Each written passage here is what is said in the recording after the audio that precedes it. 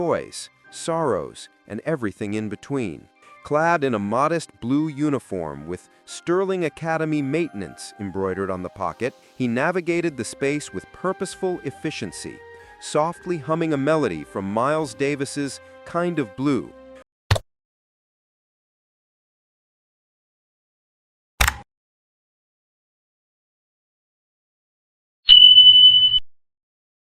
In the glittering sprawl of Manhattan, where towering skyscrapers pierced the heavens like needles of ambition, and the streets below throbbed with the ceaseless rhythm of commerce and dreams, resided Ethan Caldwell. At the tender age of 17, he stood as the singular heir to an empire forged in silicon and code, the brainchild of his father, Victor Caldwell. Victor's company, Caldwell Tech Innovations, had redefined the landscape of data analytics and artificial intelligence. Its algorithms orchestrated the flow of global stock markets, curated personalized experiences on social media platforms, and even predicted consumer trends with eerie accuracy. Victor himself was a legend, a self-made billionaire whose journey from a cramped garage in Silicon Valley to the pinnacles of Wall Street was the stuff of business school case studies. His face, stern and chiseled, adorned the glossy covers of Forbes, Time, and Wired, often accompanied by headlines proclaiming him a visionary or a disruptor. But for Ethan, this legacy was a double-edged sword, a beacon of expectation that cast him perpetually in shadow. His academic struggles were not just personal failings. They were a blemish on the immaculate Caldwell brand, a source of quiet scandal in the elite circles his family inhabited. The Caldwell penthouse, perched like a crown atop one of Manhattan's most coveted residential towers, was a monument to wealth and taste. Its expansive layout spanned an entire floor, with floor-to-ceiling windows that framed breathtaking vistas of Central Park's verdant expanse, a serene counterpoint to the urban chaos below. The interior design married sleek modernism with opulent touches, polished Italian marble floors that gleamed under recessed lighting, walls adorned with original works by Jean-Michel Basquiat and Andy Warhol, and a state-of-the-art home theater equipped with plush leather recliners and a screen larger than most public cinemas, a private gym, a wine cellar stocked with vintages worth fortunes, and a rooftop terrace complete with an infinity pool rounded out the amenities. Yet, amidst this luxury, Ethan often felt imprisoned. The evenings, when Victor was home, which was rare, frequently escalated into charged confrontations in the vast living room. Victor, still in his tailored suit from the day's meetings, would pace back and forth, his voice resonating like a courtroom summation. "You're a Caldwell, Ethan. We don't accept defeat. We engineer victory," he'd proclaim, his piercing blue eyes, framed by strands of silver in his otherwise dark hair, locking onto his son with a blend of exasperation and unspoken plea. Ethan's world had been irrevocably altered at the age of 10 when his mother, Elena, succumbed to a rare and aggressive form of cancer. Despite Victor's vast resources, mobilizing the world's top oncologists, funding experimental treatments, and even donating millions to research, death proved an adversary money couldn't vanquish.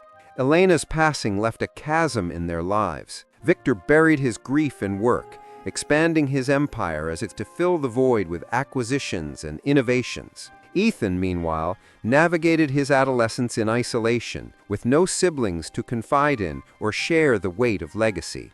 He was the only child, the last link in the Caldwell chain.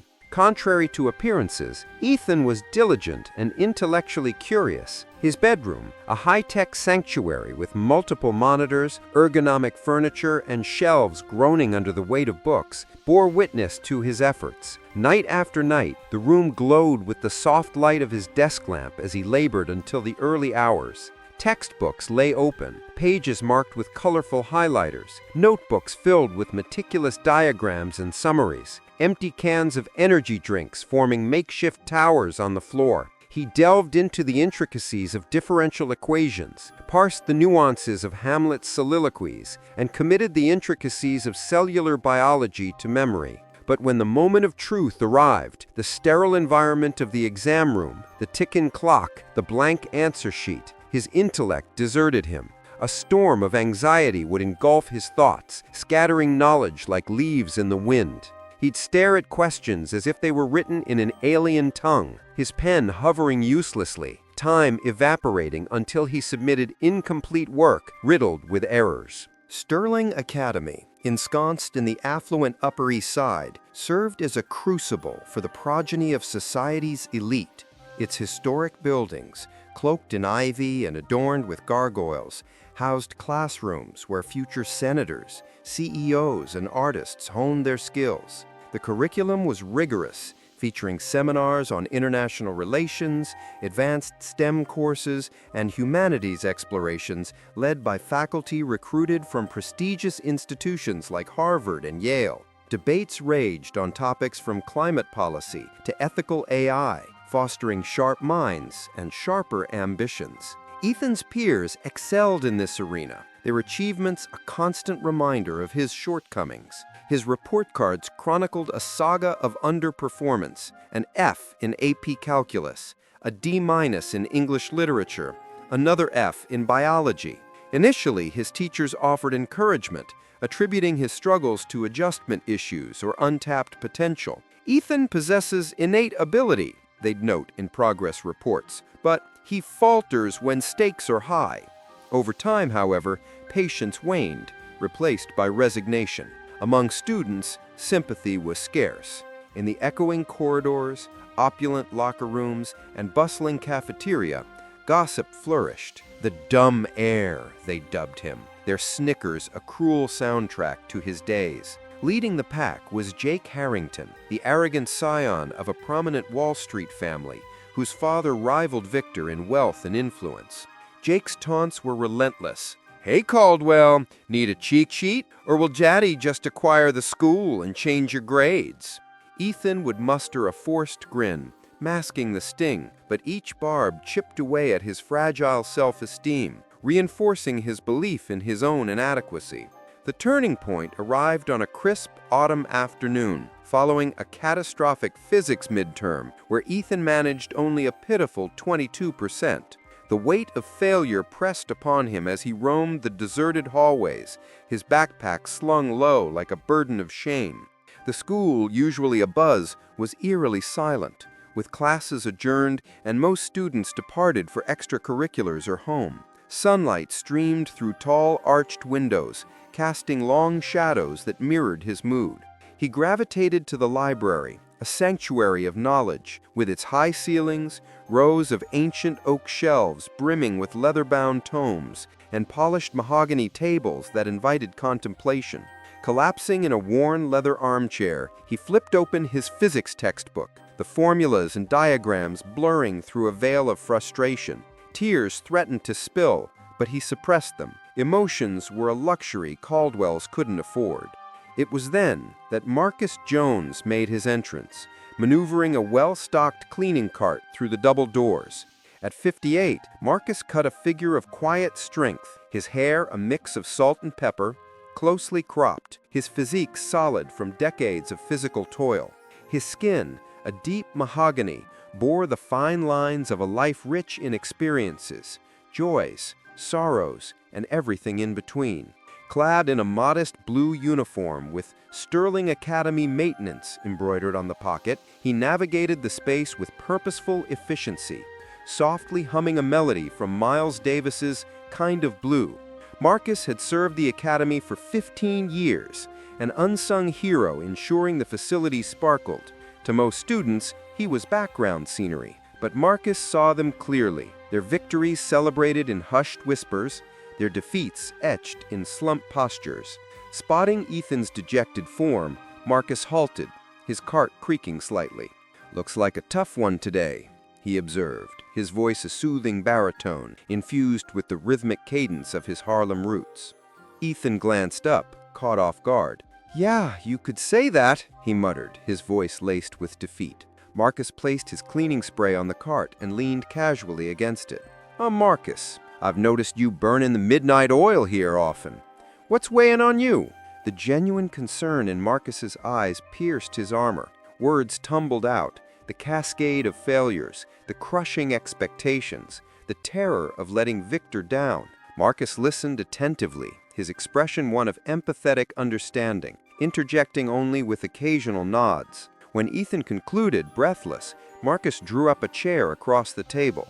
"Let me tell you something, young man. I haven't always been wielding a mopping bucket. Born and raised in Harlem, I spent 30 years as a mechanic, repaired all sorts, rusty old Fords, sleek Mercedes, even the odd vintage motorcycle. Engines and brains, they're kin, intricate systems that need care." Ethan's interest piqued. He leaned forward. "How so?" "Well, an engine stalls if it's gummed up or corroded. Your mind works the same way. You're fueling it with study, which is great. But that fear you mentioned? It's corrosion, season up the works." Marcus tapped his forehead gently. "I reckon during tests, your thoughts sprint ahead to worst-case scenarios, am I right?" Ethan nodded, astonished at the accuracy. "That's the crux. The secret is tackling one question at a time. Forget the entire exam. Zero in on the first query, treat it as the universe's sole concern. Answer it thoroughly, then proceed. It's akin to securing one bolt on an engine assembly. You don't overhaul the whole machine simultaneously."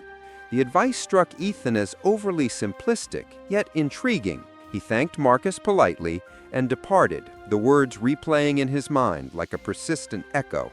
The subsequent week presented a literature test on F. Scott Fitzgerald's The Great Gatsby. Seated in the classroom, exam booklet in hand, the familiar wave of panic crashed over him.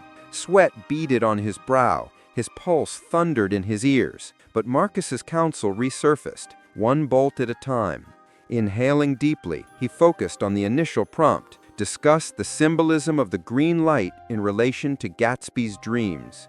Blocking out the remaining questions, he drew upon his preparations, and his pen glided across the page. The response coalesced effortlessly. He advanced methodically, the dread ebbing with each completed item. Astonishingly, he concluded early, a novel experience. When grades were distributed, Ethan's eyes widened at the B+ scrawled in red. Elation surged through him. He sought out Marcus, finding him buffing the gym hallway lockers to a shine. "It worked!" he burst out, brandishing the paper like a banner. Marcus's face lit up with a broad smile, revealing even white teeth. "Knew it would. Stick with it, son." This exchange ignited an improbable bond, evolving into regular post-school rendezvous in the library. Marcus regaled Ethan with tales from his past, the challenges of poverty in Harlem, the satisfaction of restoring a neighbor's broken-down car, the joys and trials of parenting 3 children, a daughter who became a dedicated nurse, a son serving in the military with honor, and another chasing a law degree. Life's not defined by the cards you're dealt, but how you shuffle and play them. I dreamed of my own garage, but a back injury sidelined me to this job. Didn't deter me from crafting a fulfilling existence, one repair, one day at a time. In turn, Ethan bared his soul, recounting the profound loss of his mother, Victor's distant demeanor veiled as discipline, and his own uncertainties.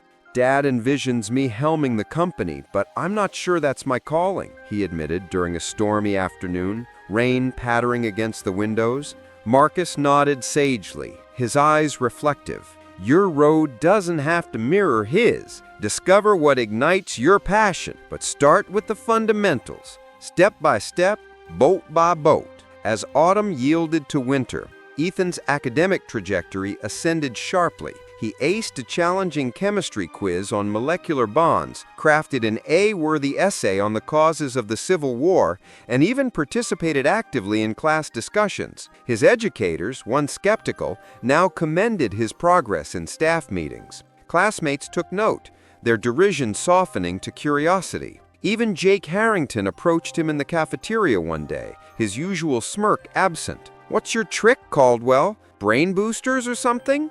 Ethan chuckled genuinely. "Nah, just better focus." At home, Victor perused the mid-semester report with incredulity, his brow furrowed over a gourmet dinner prepared by their private chef, seared foie gras, truffle risotto, and a vintage Bordeaux. "Explain this turnaround," he demanded, setting the document aside. Ethan paused, fork midway to his mouth. "It's Marcus, the janitor at Sterling.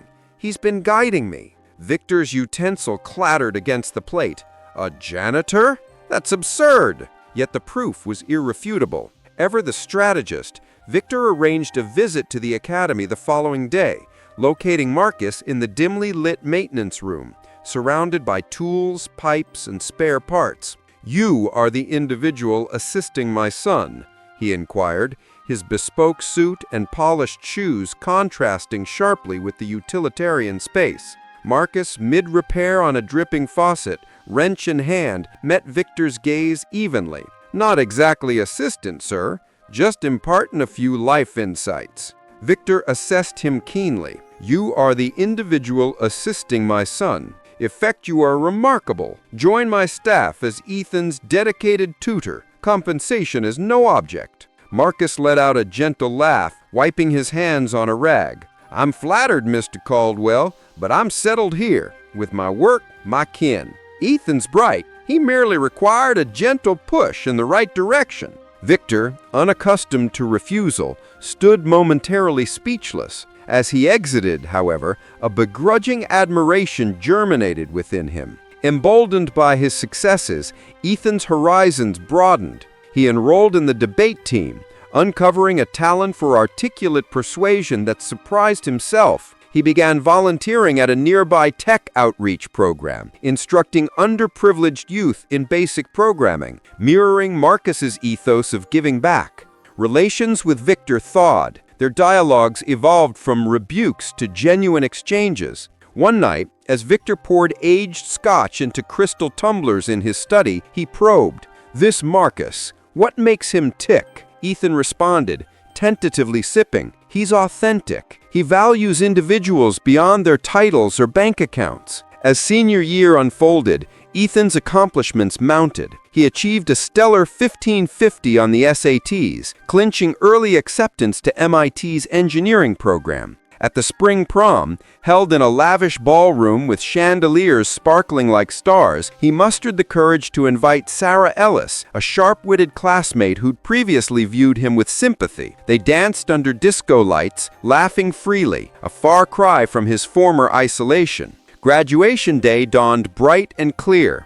The ceremony a grand affair on the academy's manicured lawns, with white tents, floral arrangements, and a string quartet providing ambiance. Ethan, ranked second in his class, had advocated fiercely for Marcus to occupy a seat in the family row, alongside Victor and a few distant relatives. As diplomas were conferred, Victor extended his hand to Marcus. "My gratitude for transforming my son," he stated, his grip firm, the admission laced with uncharacteristic humility. Marcus's eyes twinkled. "He transformed himself, sir." In his address to the assembly, Ethan subtly wove in Marcus's wisdom. "True success lies not in summiting mountains in a single bound, but in ascending one deliberate step after another."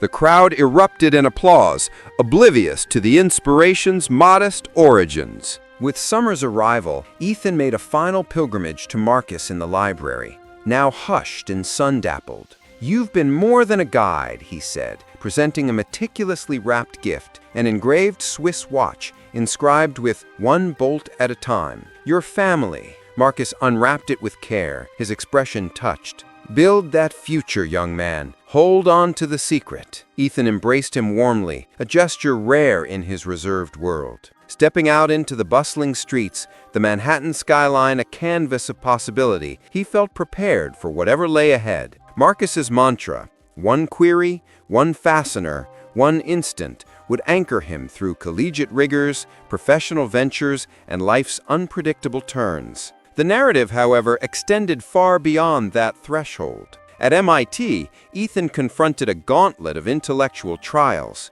The curriculum's intensity, advanced calculus, quantum mechanics, computer science seminars, pushed him to his limits. Dorm life introduced new dynamics, roommates from diverse backgrounds, late-night study groups, and the freedom of independence. During his first finals week, stress peaked, sleep evaded him, and doubt crept in. Yet, in the exam hall, he invoked the secret, dissecting problems incrementally, emerging victorious with high marks. Socially, he flourished, forging friendships that transcended socioeconomic barriers. He dated Sarah sporadically, their relationship evolving via long-distance calls and weekend visits. A minor crisis arose when a group project faltered due to a teammate's negligence. Ethan applied the principle, addressing issues sequentially, salvaging the assignment, and earning commendations.